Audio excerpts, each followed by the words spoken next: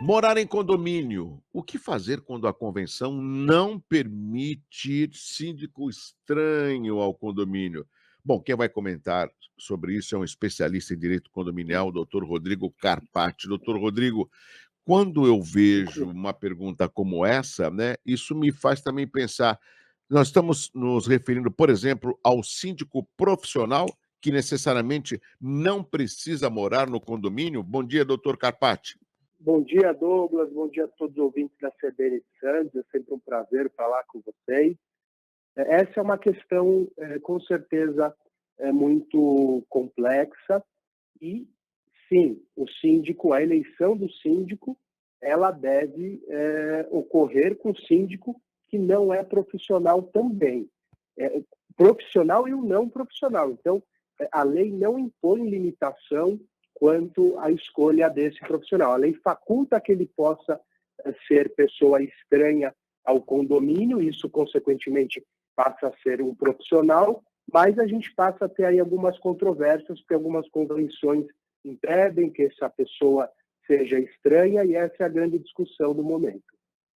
Eu acho interessante essa discussão, por exemplo, o doutor não é novidade para o doutor Rodrigo, mas eu conheço uma pessoa aqui em Santos que ela é síndica profissional e ela cuida de mais de 20 condomínios. Eu falei: "Como que ela consegue?" Mas ela disse que consegue, doutor Rodrigo. Você já me falou dessa pessoa, né, Douglas? Você é complicado porque é muito pessoal a tratativa na sindicatura, exige muita habilidade, muita presença física. Alguns síndicos, eles começam a escalar, a ter vários prédios, mas para isso eles precisam ter uma estrutura, não pode ser em detrimento do atendimento. Ele precisa ter preposto, ele precisa ter funcionários, o prédio tem que ter um síndico. A gente tem culturalmente esse hábito. Mesmo que ele seja profissional, ele tem que estar presente ou se fazer presente e ter a aprovação do condomínio para que, caso ele não esteja lá pessoalmente, o condomínio entenda e aprove que ele mande uma pessoa que não seja ele ali para fazer as vezes da sindicatura no prédio. Por exemplo, doutor Rodrigo, quando tem algum tipo de incidente, talvez uma discussão, uma briga, né, entre um casal, ou enfim, tudo isso acaba gerando uma reclamação ao zelador, ou se não, ao guarda: "Ô, Brito, o que está acontecendo aí? Tá um quebra-quebra no apartamento 32?" Aí, de duas uma, e aí eu quero sua orientação.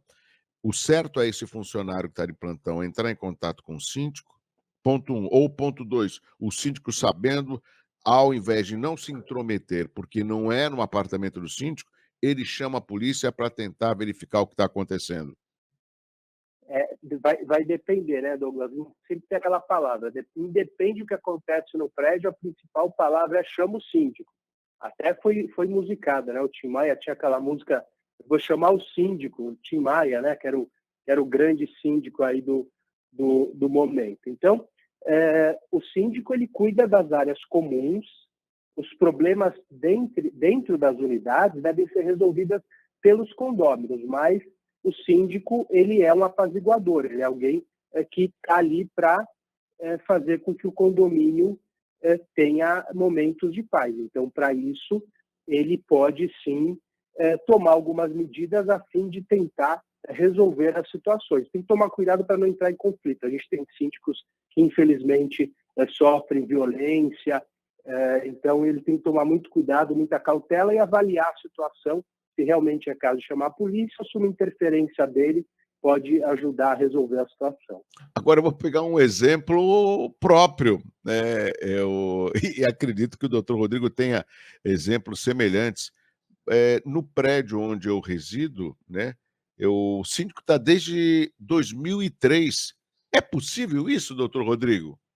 Então, o que vai depender vai ser a eleição pelos seus pares. Então, se os condôminos entenderem que ele é uma pessoa que deve ter continuidade, eu acho que toda mudança é positiva, troca de gestão, mas alguns condomínios entendem ou não tem ninguém que quer ser síndico e acaba perpetuando. Se for votado, tiver uma expressividade, eu acho ok, mas a gente sabe que em muitos casos o síndico acaba se perpetuando porque ele mesmo quer se perpetuar, às vezes até tem situações escusas, e ele vai utilizando de procurações em detrimento de pessoas que gostariam de assumir essa posição também. Então, depende. Doutor Rodrigo, agora há pouco a gente conversava com o André Orsini, que é o CEO do Complexo Andaraguá, um projeto industrial aqui em Praia Grande, no aeroporto industrial, e ele falava, inclusive, da importância, quando nós tínhamos Educação Moral e Cívica e OSPB, Organização Social e Política do Brasil, que tinha um intuito justamente de defender nossa pátria, de saber a importância da participação política dos brasileiros, independente de mandato ou não, e fez aí um comparativo com relação ao grande número de abstenções que nós tivemos nessa última eleição, e o senhor sabe muito bem, como advogado competente que é, independente da sua área de atuação. Aonde eu quero chegar? Será que os moradores detêm ou têm o conhecimento de qual é a função do síndico? Porque, a meu ver, o síndico tem uma responsabilidade enorme daquilo que acontece no edifício, no condomínio, e que, por vezes, o morador desconhece. Douglas, muito bem abordado, eu tenho essa mesma percepção que você.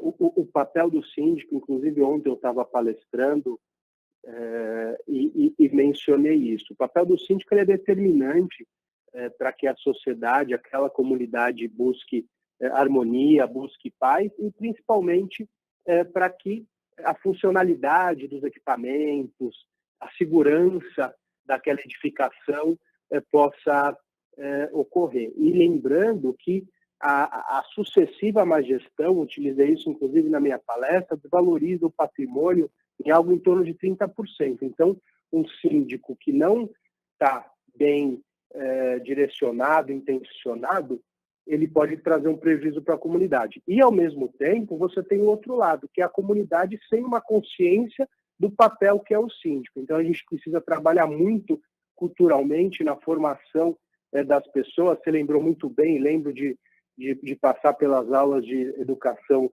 moral e cívica para entender qual é o papel, qual é o nosso papel na sociedade, qual é o papel das figuras, tanto políticas quanto sociais no nosso país. Doutor Rodrigo Carpati, é interessante porque nós precisamos, eu não sei como, né? Eu sei que isso depende de cada um de nós, mas muitas vezes a conscientização fica um pouco distante do cidadão. Toda essa transformação, essa mudança que tende a ser benéfica para todos nós, depende somente da população. E a gente não vê essa grande movimentação. Eu não quero acreditar isso só a pandemia.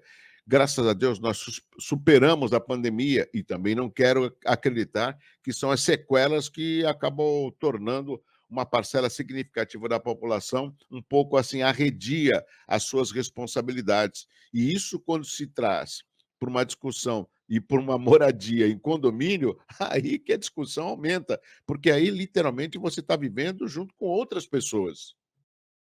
Exatamente. Eu acho que o condomínio é um local que potencializa todos os problemas, porque quando você mora numa casa que você tem um vizinho ao lado, outro do outro lado e no máximo mais um atrás, você tem mais espaço e o que você fizer talvez incomode menos. A partir do momento em que você está em cada vez edifícios maiores, com mais pessoas, se você não tiver uma plena consciência do que é viver em sociedade, do limite, o meu limite ele termina quando começa o do outro, o meu espaço termina quando começa o do outro. Se não tiver conscientização, educação, isso tende a ter ambientes extremamente hostis, ações judiciais buscando preservação de direitos, enfim, nós temos condomínios onde são verdadeiros complicadores se viver lá, e isso, no fim, acarreta também numa desvalorização do patrimônio, desgaste dos gestores, e a gente tem casos extremos até de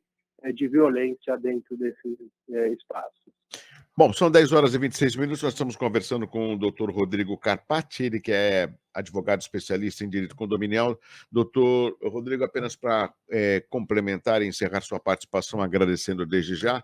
Então, com relação ao síndico profissional ou ao síndico que seja, não é bem a palavra, mas vai se encaixar perfeitamente, que não seja uma pessoa da convivência dos condôminos, isso então pode ser talvez aceito ou não mediante uma reunião condominial, né?